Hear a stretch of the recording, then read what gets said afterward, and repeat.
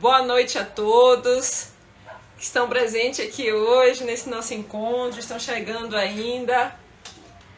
Hoje é um dia muito especial em que nós iremos conversar com o editor da revista Cenas Educacionais, então vamos esperar só um pouco que ele já vai estar entrando aqui para falar conosco. Já está chegando, então vamos só aguardar a chegada dele aqui para a gente conversar. Seja muito bem-vindo, professor Ricardo. Eu estou muito feliz com a sua presença aqui no Ciência do Texto. Você é editor da revista Cenas Educacionais, além de ser professor universitário da Universidade Estadual da Bahia, da cidade de Guanambi. Então, estou muito feliz com a sua presença aqui, porque eu conheço a sua trajetória, além de ser dessa competência toda acadêmica, é meu amigo pessoal, em que a gente tem troca figurinha quase todos os dias. Nós conversamos, se pensar assim. Então, eu estou muito contente com a sua presença aqui e eu queria conversar com você sobre a evolução da ciência e sobre como um editor de revista, agora na posição do coordenador geral de uma revista, consegue ver a recepção de artigos científicos, a movimentação da ciência e como a gente consegue, cada vez mais, de forma prática, tornar a ciência mais acessível para as pessoas.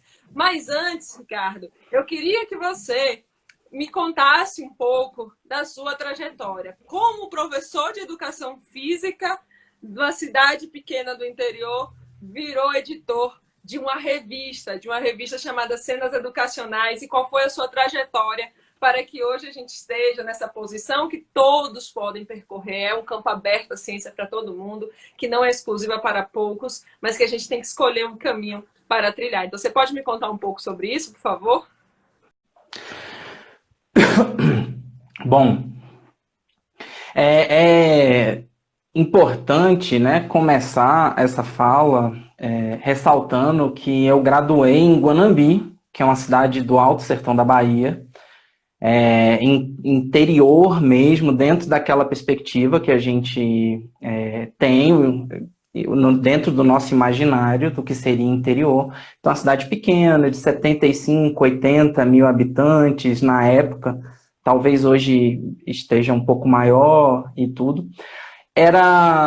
Na época, só existiam 2 cursos de graduação na cidade, que era a habilitação de licenciatura em pedagogia e a habilitação de licenciatura em educação física.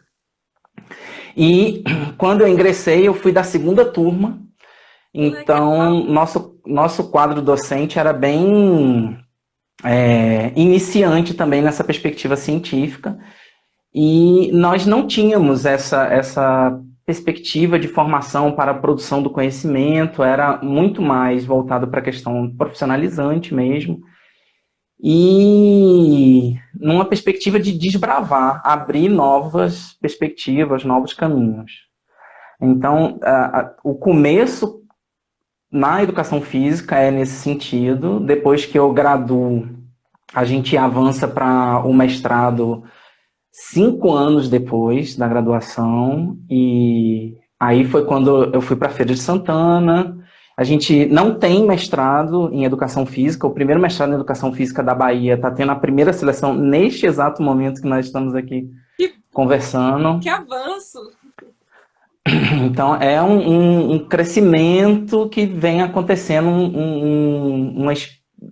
nessa perspectiva. Aí eu fiz saúde coletiva, foi quando a gente teve o primeiro contato, eu e vários colegas, muito provavelmente os primeiros contatos com a perspectiva da produção do conhecimento e da divulgação desse conhecimento.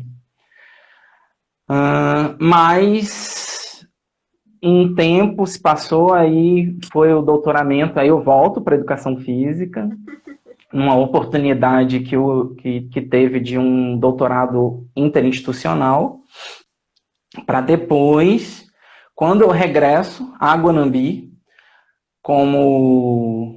concluindo, né, o processo de doutoramento, o campus vizinho, na cidade de Caeté, já tinha criado a revista e estava em processo de implantação do primeiro programa de pós-graduação do Alto Sertão. Que legal! Então, A gente estando no interior do país, uma cidade muito pequena. Eu venho de uma cidade do interior, sou sertaneja, como você. Então, a gente vê como a gente faz pesquisa em um espaço pequeno, como a gente movimenta uma revista, e uma revista que vem crescendo de forma ascendente. A gente tem observado isso, eu acompanho as cenas e vejo como tem mudado o perfil das cenas, e o editor tem muita responsabilidade também em movimentar a revista com o seu corpo editorial e os seus conselheiros. Então é muito interessante a gente pensar nisso. E como é vivenciar essa experiência de ter uma revista numa cidade do interior que está ganhando essa dimensão nacional e que a gente está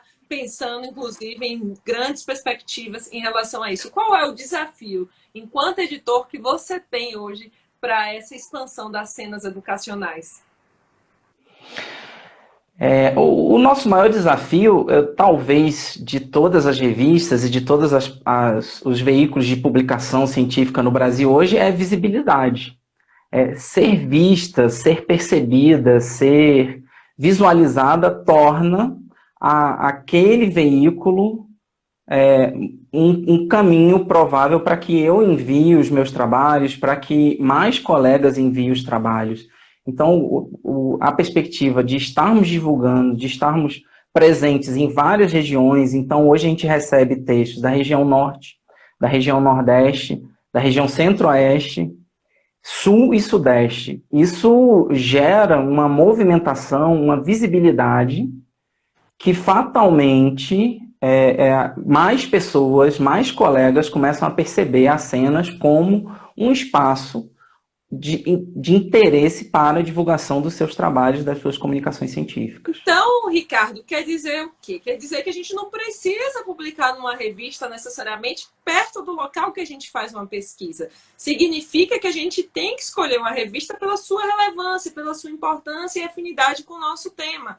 Porque outro dia eu recebi uma pergunta de uma aluna minha do curso que ela está fazendo, mas professora, eu não tenho que publicar numa revista da região que eu moro, ou próximo do estado que eu moro? Eu falei, não, porque a gente tem que colaborar para que outras pessoas de outros lugares também conheçam o seu trabalho, porque a gente tem que ter uma dimensão um pouco maior. E aí você pode falar para a gente um pouco desse efeito que você fala muito comigo, da endogenia? Como é que a gente lidar com isso enquanto editor? E explicar um pouquinho para o nosso público aqui o que seria essa endogenia quando a gente está pensando numa revista, na posição da revista, e como a gente estimula as pessoas de vários lugares a encaminhar os seus trabalhos para essa revista científica.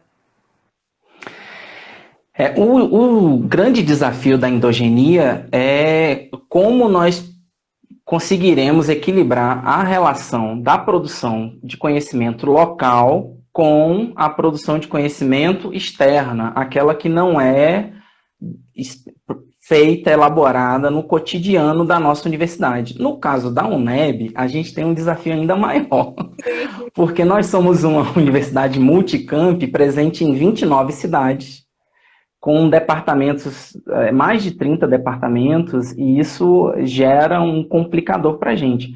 Mas o principal do controle da endogenia não é impedir que os nossos colegas publiquem nos nossos veículos, mas promover uma aproximação, uma interação com os colegas de uma quantidade cada vez maior de instituições. Esse diálogo, essa interação, ela promove amadurecimentos e percepções que são importantes para o desenvolvimento tanto da área científica quanto da área de veiculação de conhecimento. Muito bom.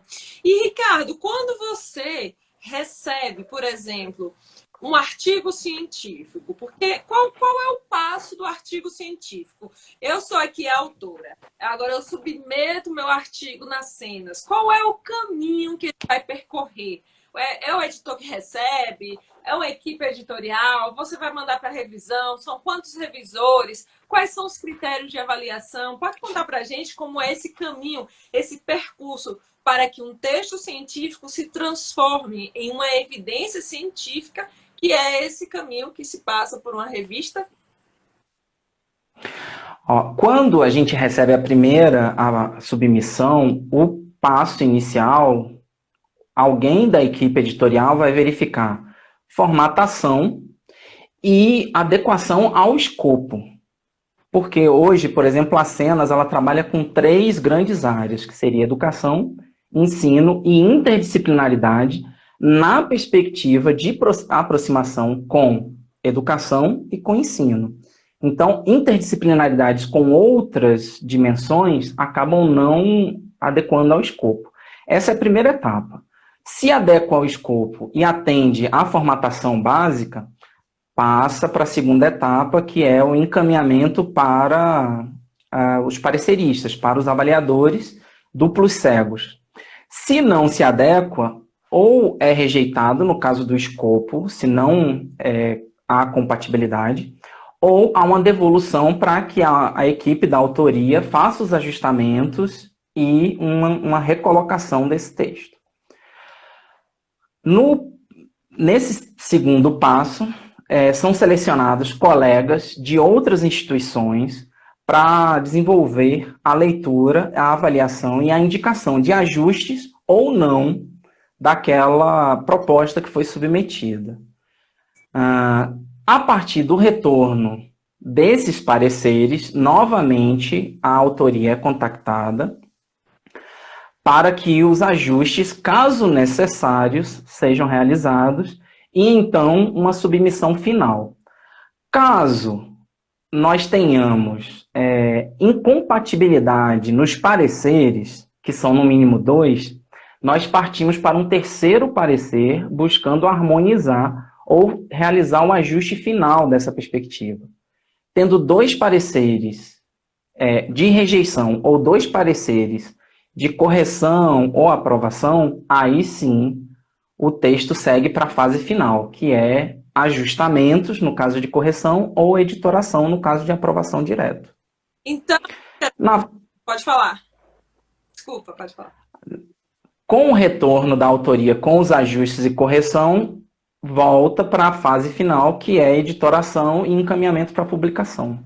Então é interessante pensar que o caminho que é percorrido, todo esse processo passa por um cegamento. Obviamente, os revisores, eles não conhecem os autores, não conhecem quem escreveu aquele artigo científico, justamente para garantir que aquele trabalho não tenha um resultado enviesado ou que seja simplesmente aceito porque pode ser um artigo de um amigo meu. Então, isso é muito interessante. Embora já exista hoje uma movimentação da ciência para avaliação aberta, que eu até aprendi isso com você, na perspectiva de que pode, sim, talvez ter um conhecimento. Mas o que você acha em relação a isso? Você acha que é interessante ter essa visão, esse conhecimento dos autores ou não? Ou você acha que é melhor continuar imparcial no sentido de você não conhecer quem são esses autores?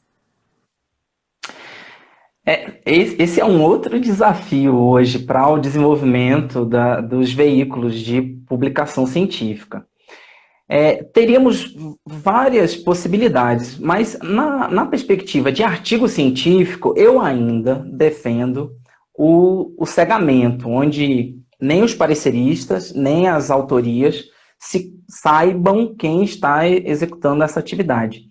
No entanto, tem crescido a perspectiva de produções técnicas. E no caso das produções técnicas, é muito mais difícil nós encontrarmos pessoas, colegas que estejam habilitados, por exemplo, a avaliar vídeos-aulas. Vai ser um boom, muito provavelmente, nos próximos anos, né? Então, vem uma videoaula submetida com uma produção. Como a gente vai fazer para que as pessoas não saibam, se no caso for filmada você lecionando? Então, a ideia talvez seja a gente reforçar mais a questão dos desconfortos, né? Você se sente desconfortável em avaliar uma videoaula da professora Ana, uma videoaula da professora ou do professor? Se a pessoa se sente desconfortável, então ela mesma vai sinalizar. Talvez seja a alternativa para alguns veículos, para alguns tipos de produção. Então, quer dizer que agora a gente está entrando numa era de que a produção visual também vai ser representada como uma evidência científica, porém a produção textual não deixará de ser feita. É importante a gente falar sobre isso. É isso mesmo que eu entendi? Porque eu sempre fico pensando sobre a questão da redação do artigo científico. que cada vez mais a gente precisa ser mais objetivo para tentar fazer com que o leitor ganhe tempo naquilo. Então, como você pode ser objetivo e como você consegue transmitir tudo o que precisa. O vídeo ele é ainda mais sucinto, porque ele deve ter um tempo, não deve ser um vídeo muito grande. Então, qual é o desafio disso e a importância de a gente continuar tendo uma produção textual com uma produção audiovisual nesse caso? O que você me diz sobre isso? Essa nova perspectiva que se aproxima mais dos mestrados e dos doutorados profissionalizantes, né? Dos profs que estão agora em ascendência, é um novo desafio. A gente ainda está aprendendo como lidar com eles, mas é importante ressaltar isso. Mesmo que tenha o produto, por exemplo, uma videoaula, ou um podcast, ou um jogo, um manual, não será abandonada a perspectiva de uma produção escrita que embase, teórico-metodologicamente, aquela atividade. Então, nessa perspectiva, talvez a gente consiga garantir uma avaliação cega na produção textual, mas na produção audiovisual, aí já é mais difícil. O interessante hoje também é nós percebermos que estão se fortalecendo novas perspectivas de produção. O audiovisual que nós estamos fazendo aqui, por exemplo, né, é uma perspectiva de produção de conhecimento com um caráter mais descontraído, um caráter menos rigoroso dentro da perspectiva metodológica, dentro da perspectiva científica. Mas é produção de conhecimento. E negar estas possibilidades é negar também a difusão e o avanço, a possibilidade de discutirmos sobre questões que, de repente, não são tão apresentadas em textos escritos, formais, tradicionais. Entendi.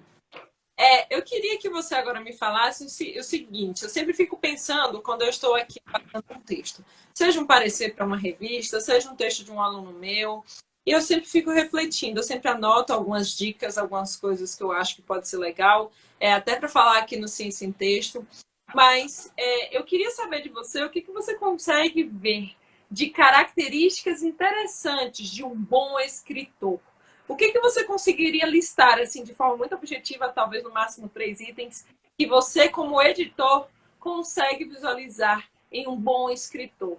Então, é isso. Qual é a lógica que a gente estabelece? Eu, por exemplo, consigo ver que um aluno meu é um bom escritor quando ele minimamente faz uma estrutura textual em que existe uma lógica de começo, meio e fim.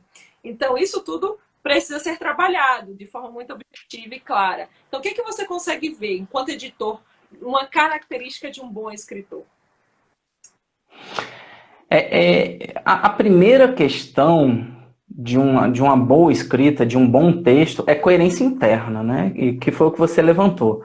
Início, meio e fim, e não somente isso, que o início trate do meio e que o meio justifique o fim, que a gente consiga perceber que aquele tema ele foi abordado de uma maneira fundamentada, que sem precisar dizer que justifica-se aquela pesquisa, a gente vai perceber que ela foi justificada, porque foi apontada uma lacuna teórica a ser preenchida, e que a gente não se perca nos métodos, que os métodos eles deem conta de resolver aquela questão, não o problema em si. Às vezes a gente não vai resolver um problema, mas aquela questão relacionada, por exemplo, a uma intervenção ou a uma atividade que foi feita, ou uma reflexão, né, relacionada a uma prática, ou a uma abordagem, ou um dado que seja. É muito importante, o mais importante talvez seja exatamente isso. O segundo passo é a qualidade da redação. Então, é muito difícil a gente revisar. Esse ano. A Cenas recebeu uma quantidade muito legal de textos. E o que dificulta a gente desenvolver o processo de revisão e publicação de uma maneira mais dinâmica? Às vezes, a ideia é boa, há uma coerência interna, mas o texto está muito travado, tem problemas ortográficos que não impedem de serem corrigidos, mas atrasa todo o processo, dificulta esse processo. Então, e a terceira questão seria a criatividade. Não a criatividade liberta, como nas artes, que eu acho maravilhosa, mas aquela criatividade de você perceber, por exemplo, o que a Cenas está buscando publicar hoje. Então, houve um crescimento interessante esse ano de relatos de experiências relacionadas a práticas formativas. Olha que interessante. Então, você perceber, você ser criativo dentro daquela perspectiva do que a revista ou do campo está visualizando como uma inovação, como uma criatividade, como algo que vai preencher. Então, essas três questões hoje são as que eu mais chamaria a atenção para os colegas que estão querendo submeter, especialmente para as nossas revistas, né? Sim. E é muito legal a gente ver isso da qualidade da produção textual, porque o texto ele tem que ser uma história. É essa parada hoje que se chama de storytelling. Eu estou te contando uma história. Então, a pessoa, o leitor, ele precisa estar envolvido na história. Então, quando tem esse travamento, seja por questões ortográficas ou porque o pensamento lógico ele não consegue ser estabelecido com clareza, fica muito mais difícil para o leitor entender aquela ideia. E as Cenas tem muitos artigos legais que foram publicados. Eu sei que recentemente teve um de gamificação, outro de fake news e vários trabalhos que vêm trazendo temas atuais. Então, eu acho que é isso. Explorar a criatividade dentro dessa perspectiva. Teve um de sala de aula invertida. Então, são várias questões interessantes que são trazidas ali, contextualizando, inclusive, a área da saúde, porque todos esses que eu falei aqui para você envolvem uma vertente para a área da saúde, e a gente pensar que a educação e a saúde elas estão ali relacionadas e pensando como a gente pode trabalhar. Estou fazendo uma cola aqui em relação às perguntas que eu vou fazer. Eu queria que você me falasse assim, que você pensa um erro principal na submissão dos trabalhos que você vê. Você já até falou de formatação, pode até ser esse. E uma dica do que encanta um editor. Uma dica de quando você pega um trabalho científico e fala assim, poxa, que sensacional! Então, o que você daria de dica para as pessoas em relação a isso? Um erro que você fala assim, desanimador, e uma dica que vai te deixar assim, poxa, que trabalho legal! Como editor, já é o meu... Eu estou com 1 ano e meio, mais ou menos. A coisa que mais me deixa chateado é quando eu pego um texto que o resumo está muito complicado de nós visualizarmos o todo.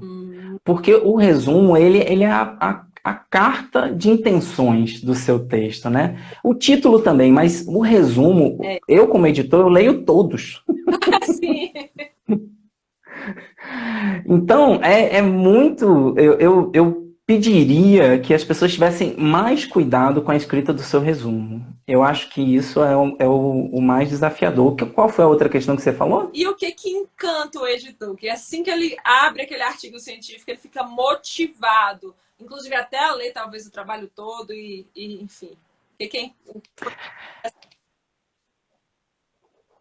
Quando...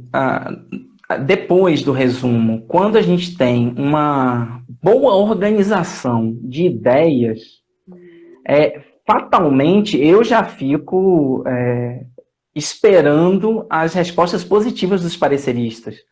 Então, quando, para além da questão do resumo, que mesmo que você tenha um ótimo resumo, se no restante do texto, especialmente na sua introdução, no caso das Cenas, especialmente, que não trabalha com metodologias científicas tradicionais, a gente trabalha com muito mais voltado para a área das humanidades. O que mais interessaria para a gente hoje? Que aquela introdução ela fosse bem organizada, argumentos válidos, e que esses argumentos interagissem com a literatura previamente posta.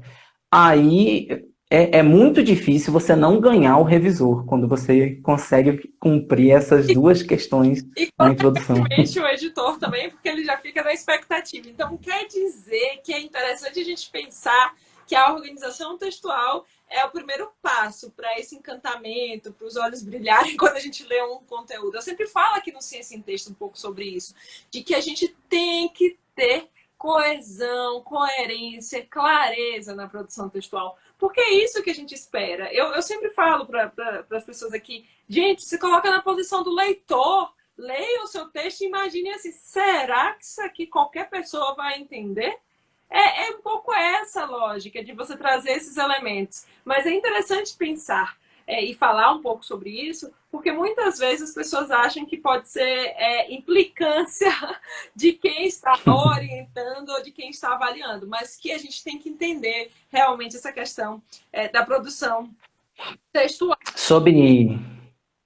Sobre essa questão da implicância, é bom ressaltar, nós que estamos trabalhando na equipe, na editoria, nós não queremos reprovar.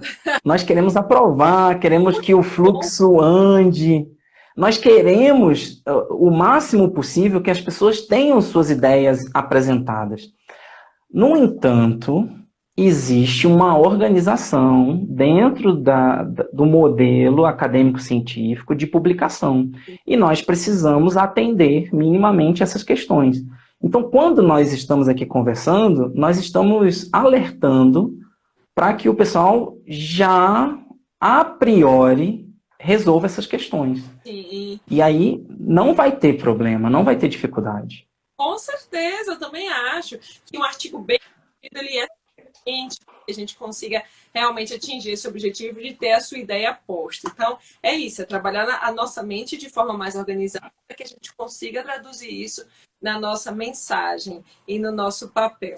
E eu queria saber de você, Ricardo, o que você espera para o futuro da ciência aqui no Brasil? O que você consegue visualizar a partir da sua experiência, das iniciativas em universidades, em cidades pequenas, como a cidade de Caeté, a cidade de Guanambi, você que vai para comunidades quilombolas, faz pesquisa em comunidades com essa característica, e a gente já compartilhou muito desses espaços e de uma maneira muito feliz, inclusive. O que você espera da ciência no sentido macro, no sentido de como a gente pode contribuir para melhorar a vida do outro? A principal questão hoje que nós devemos nos atentar mais é sobre os sujeitos que estão envolvidos. Então, o maior desafio é que nós possamos cada vez mais desenvolver trabalhos que valorizem os sujeitos e, para além disso, que essa produção científica ela volte, ela impacte e que essas pessoas tenham acesso. Para isso, nós precisamos ajustar um pouco essa questão. Quando nós falamos sobre a qualidade da escrita, nós não estamos falando de linguagens técnicas excludentes, nós estamos falando de simplicidade e organização. Então, quanto mais nossas escritas forem simples e organizadas, mais pessoas terão acesso. O principal desafio hoje é popularização. Então, a gente não produz pouco, talvez a gente não produza muito dentro dessa perspectiva que nós temos, até de sermos novos na ciência, né? A ciência no sertão baiano é uma novidade. Como eu falei, o primeiro programa de pós-graduação está completando 2 anos agora, em março. Uhum. A nossa revista completa 3 anos agora também. Então, o principal é isso. Para além de publicar, apresentar devolutivas para as nossas populações, para as nossas comunidades. Como você falou, a gente pesquisa a população quilombola, mas qual é o grande desafio? Essas pessoas elas estão tendo acesso, contato com essa produção? Então, hoje, no nosso grupo de pesquisa, nós temos duas colegas que são originárias de comunidades quilombolas da nossa região e que participaram da pesquisa no ano de 2016. Então, nós estamos conseguindo fazer aquela ponte, aquela ligação do conhecimento científico com a comunidade. Esse que seria a minha mensagem. E que legal isso, você poder ver que a ciência está retornando para as pessoas que participaram daquilo, para os participantes envolvidos. Uma das coisas que eu sempre falo com as pessoas quando a gente está pensando cientificamente é a importância. Qual é o direcionamento que você vai dar para aquele resultado? Qual é o direcionamento da sua pesquisa? Qual é o retorno que você dá para quem se disponibilizou voluntariamente, é voluntário a estar ali, às vezes enfrentar um tempo prolongado de espera para fazer alguma avaliação, ou se sujeitar que tem que fazer uma coleta de sangue, tem uma série de questões. Então, qual é o nosso papel quando a gente devolve isso e também quando a gente devolve isso para as entidades governamentais, além da população, numa tentativa de fazer a ciência participar de forma mais ativa dessa questão política e social, não político partidário, eu digo político no sentido governamental, de qual é o meu papel social, aqui a minha contribuição. Então é muito bacana a gente pensar nesse retorno e a gente conseguir ver isso. E o que você, para a gente começar a encerrar nossa live, o que você vê de desafios para cenas educacionais? Eu queria que você falasse um pouco das perspectivas, que você falasse um pouco como as cenas têm sido avaliadas, como as cenas cresceu no último ano, e o que você acha que de fato fez as cenas crescer e se tornar essa revista que está sendo hoje, quais são as perspectivas do futuro em relação a isso? O grande desafio das cenas hoje, uma vez que passamos pela primeira fase, que foi implantação, pela segunda, que é primeira fase de desenvolvimento, vamos agora passar pela primeira avaliação do QALYS, periódicos. Só foi possível tudo isso porque nós temos uma equipe de trabalho grande, um programa de pós-graduação que alicerça a existência dessa revista, como as outras revistas que nós temos hoje na UNEB. E o principal desafio agora é continuar nessa progressiva. Então, continuar expandindo o diálogo com colegas das mais diferentes áreas. Então, hoje, esse ano, nós tivemos participação de colegas da área de história, de ciências exatas, ciências da vida, da natureza. Então, permanecer estabelecendo esse diálogo com múltiplas áreas e continuar com esse processo de visibilização, possibilitar que mais pessoas tenham oportunidades de leitura, de contato e de divulgação dos seus conhecimentos. São os principais desafios, eu imagino, acredito. Então, eu convido aqui, por meio do Ciência em Texto, a todas as pessoas a encaminharem seus artigos para cenas, avalie se tem o escopo e se realmente tem esse direcionamento para a revista que recebe muitos trabalhos da área da saúde, inclusive, voltado para essa perspectiva multidisciplinar, interdisciplinar, pensando na educação, pensando na saúde de forma articulada. Então, convido a todos vocês a mandarem artigos para cenas, para a avaliação da equipe editorial e, consequentemente, dos revisores durante essa jornada e essa caminhada. Ricardo, eu queria imensamente te agradecer. Você é um amigo pessoal, querido. A gente tem um contato muito próximo, uma jornada muito longa de amizade. A gente conviveu muito durante o nosso mestrado na saúde coletiva. Somos epidemiologistas. São piadas internas, mas a gente entende essa construção científica de uma forma muito mais humanizada, democrática e aberta. Então, eu queria te agradecer. Eu fiquei muito honrada de receber as cenas por meio de um amigo querido, que é você, aqui no Ciência em Texto. Se você quiser falar mais alguma coisa, fique à vontade.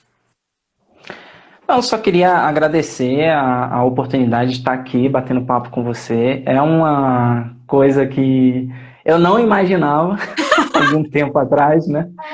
A gente se conhece há bastante tempo, eu sempre fui muito resistente com essas tecnologias, mas hoje, especialmente depois da revista, que nós começamos com o Instagram da revista, eu percebo o quanto é importante nós estarmos ocupando esses espaços, viabilizando diálogos que não seriam possíveis nos modelos tradicionais, simplesmente impressos, como a revista online.